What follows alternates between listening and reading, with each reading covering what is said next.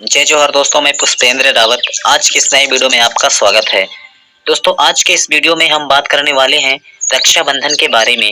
क्या आदिवासियों में रक्षाबंधन का त्योहार मनाया जाता है या नहीं मनाया जाता? तो दोस्तों, हमने देखा है कि हमारे आदिवासी लोग भी रक्षाबंधन मनाते हैं। दोस्तों, हम आपको जानकारी के लिए बता दें कि रक्षाबंधन हमारे आदिवासियों का त्योहार नहीं है। रक्षाबंधन यह एक हिंदू लोगों का त्योहार है।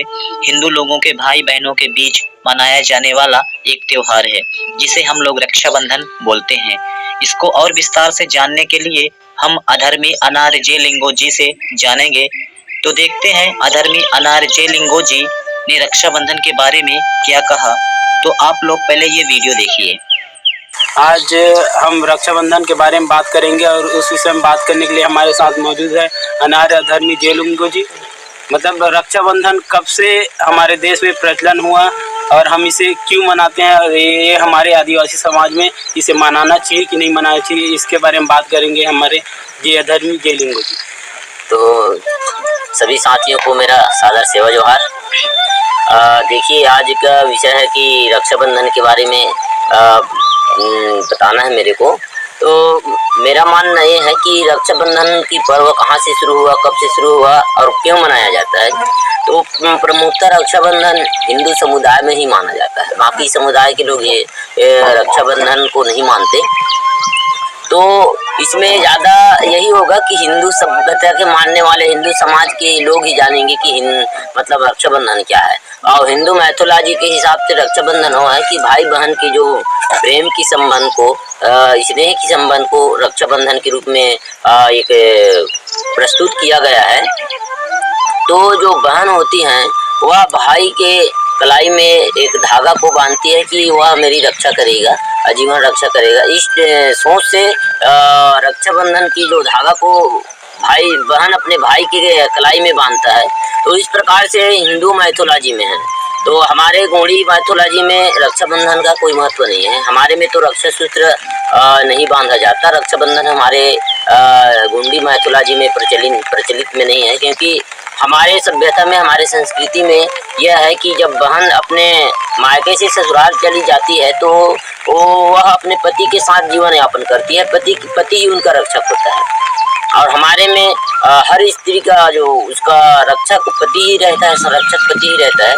तो इस प्रकार से जो मान्यताएं हैं हमारे गोंडी में नहीं है, वह हिंदुओं में है। क्योंकि हिंदू बहन को उनकी पैतृक संपत्ति में भी उनका उत्तराधिकार रहता है। बहन को प्राथमिकता देते हैं कि नहीं देते हैं वो नहीं पता मेरे को। लेकिन हमारे में आज हम बात करते हैं रक्षाबंधन की प्रारंभ कब से हुआ, कहाँ से हुआ। हमारे लोग जब हिंदू धर्म के संपर्क में आने लगे और हिंदुओं के प्रभाव में आने लगे तो कुछ जगह पे या फिर समानता हमारे लोग इस व्यवस्था को, इस मान्यता को स्वीकार करने लगे। उसमें देखा सीखी में देख करके मानने लगे। बाकी ऐसा नहीं है, हम इसका कटाक्ष करते हैं। यह हमारे संस्कृति में नहीं है और इसको हमारे समाज के लोगों को नहीं मानना चाहिए। अगर वास्तविकता में रक्षाबंधन रक्षा का सूत्र है तो मेरे मानना ये है कि पत्नी को पति के कलाई में बांधना चाहिए, क्योंकि पत्नी का रक्षा कौन करेगा? पति रक्षा करेगा।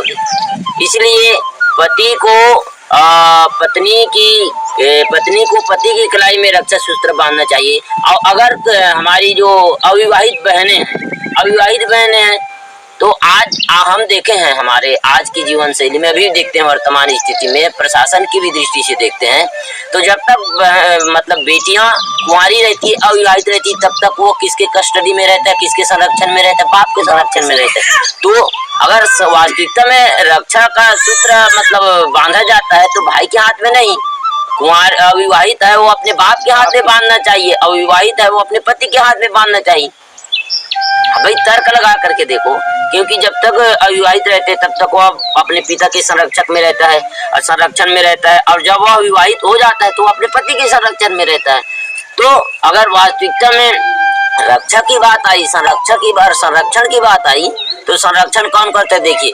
तो अगर भाई के हाथ में बांधते हैं तो मेरे अनुसार से तो यह गलत है भाई, क्योंकि ये कहीं पर फिट नहीं होता है, किसी भी तर्क में फिट नहीं होता है। भाई कैसे रक्षा करेगा, भाई कैसे संरक्षण कर सकता है? अगर बहन की संरक्षण भाई कर सकता है तो उसकी बीवी की संरक्षण कौन करेगा भाई? सारे जिंदगी जीना है उसको तो अपने पत्नी को पति के साथ जीना है, तो पति उसका संरक्षण करेगा ना। अविवाहित है तो उसका बाप उसका संरक्षण करेगा भाई। तो इस प्रकार से जो इस प्रकार बनियावाद और व्यापारवाद, बिजनेस चलाने की जो व्यवस्था बनी है इन लोगों की, आज टोटल बिजनेस है। छोटा सा धागा को आज मार्केट में धागा बिक रहा है, धागे के साथ मिठाई बिक रहा है, मिठाई के साथ साड़ी, लुगड़ा, ब्लाउज, यानी इस प्रकार से पूरा ब्राह्मण मतलब मनुवाद की ऐसा अपभ्रंश कहानी बन गया है कि लोग उसमें घिस पीट करके पूरे व्यापारवाद बिजनेस बना चुके हैं। और यह बिजनेस के लिए ही मतलब अनेकों प्रकार के त्योहार लाना और अनेकों प्रकार के पर्व लाना और पर्व के जरिए से बिजनेस को मतलब बढ़ावा देना, ये टाइप का इन लोगों का सोच है। हमारे में वो ऐसा नहीं है, हमारे गोंडी मैथोलॉजी में वो ऐसा नहीं है, हमारे कोई भी तीज त्योहार में बिजनेसवाद नहीं है। हम प्रकृति से जुड़े हैं, नया खाई खाते हैं, प्रकृति को चढ़ाते हैं, कुछ भी करते हैं हम प्रकृति से कोई अर्पण करके उनका पूजा पाठ गंगो करते हैं। तो इस प्रकार से मैं अपने समस्त मतलब साथियों को, सगाजनों को अपील करना चाहता हूँ कि इस प्रकार से अपभ्रंश और इस प्रकार से जो भ्रम में ना पड़े और इस भ्रम को आप कटाक्ष करो और इसको नकारिए और वास्तविकता को स्वीकार कीजिए और वास्तविकता को स्वीकार करके आप वास्तविकता की जिंदगी को जिए। और इस प्रकार से बिजनेसवाद के चक्कर में, मनुवाद के चक्कर में, ब्राह्मणवाद के चक्कर में आप मत पड़िए और अपने समय और पैसा को आप इन्वेस्ट मत कीजिए, बेफुजिल की खर्चा मत कीजिए। बस यही अपील है मेरा आप सभी को। और रक्षाबंधन जो मानता है वो माने, लेकिन मानने से पहले आप तर्क करके देखिए कि रक्षा का सूत्र वास्तविकता में हमको किसको बांधना चाहिए और किसको नहीं बांधना चाहिए। दोस्तों फिर इतना कह करके मैं आप सभी को सादर सेवा जोहार। क्रांतिकारी जय लंकेश, जय रावण, जय गुणवान। दोस्तों जैसे कि आपने अभी सुना, हमारे जयलिंगो जी ने बताया रक्षाबंधन के बारे में कि मतलब जो संरक्षण, जैसे अविवाहित महिला है, बेटी है, उसका संरक्षण पिता करता है, और जैसे शादी के बाद हो जाता है तो उसका संरक्षण पति करता है। तो ये सब चीज़ है, माने त्योहार को इसमें मानने में कोई हर्ज नहीं है, लेकिन उसके बारे में अच्छे से जान ले, तर्क वितर्क करें। और हम बहुत बहुत धन्यवाद देते हैं अनार्य धर्मी जयलिंगो जी को, जो हमारे इस बारे में हमारे लोगों को मतलब अच्छा संदेश दिया है। लोग इसे देखें और इसे समझे और अपना तर्क और कमेंट भी करें। धन्यवाद दोस्तों, सेवा जोहार ये वीडियो देखने के लिए, और हम मिलेंगे अगले वीडियो के साथ अगले विषय में। तब तक के जय सेवा जय जोहार। तो दोस्तों देखा आपने कि क्या कहा अधर्मी अनार्य जयलिंगो जी ने। दोस्तों रक्षाबंधन पर्व को लेकर आपको क्या लगता है कि अधर्मी अनार्य जयलिंगो जी ने सही कहा या गलत? आप हमें अपनी राय जरूर दें।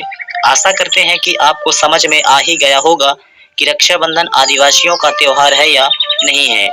अब कुछ लोग बोलेंगे कि आदिवासी तो हिंदू है इसलिए रक्षाबंधन के त्योहार को मनाते हैं, तो ऐसा नहीं है। आदिवासी हिंदू नहीं है। आदिवासी रक्षाबंधन के पर्व को हिंदुओं के साथ एकता दिखाने के लिए इस पर्व को मनाते हैं, ना कि हिंदू होने की वजह से। तो दोस्तों वीडियो में दी गई जानकारी आपको कैसी लगी आप हमें कमेंट बॉक्स में जरूर बताएं, और यदि यह वीडियो आपको पसंद आई हो तो आप हमारे वीडियो को लाइक करें और हमारे चैनल को सब्सक्राइब करके बेल नोटिफिकेशन आइकन को प्रेस करके ऑल पर सिलेक्ट कर लें, ताकि जब भी हम कोई नया वीडियो अपलोड करें तो आपको नोटिफिकेशन आ सके और आप हमारा अगला वीडियो सबसे पहले देख सकें। तो चलिए दोस्तों मिलते हैं फिर से एक नेक्स्ट वीडियो में। तब तक के लिए सेवा जोहार, जय भीम, नमो बुद्धाय, जय मूल निवासी, जय जोहार, जय आदिवासी।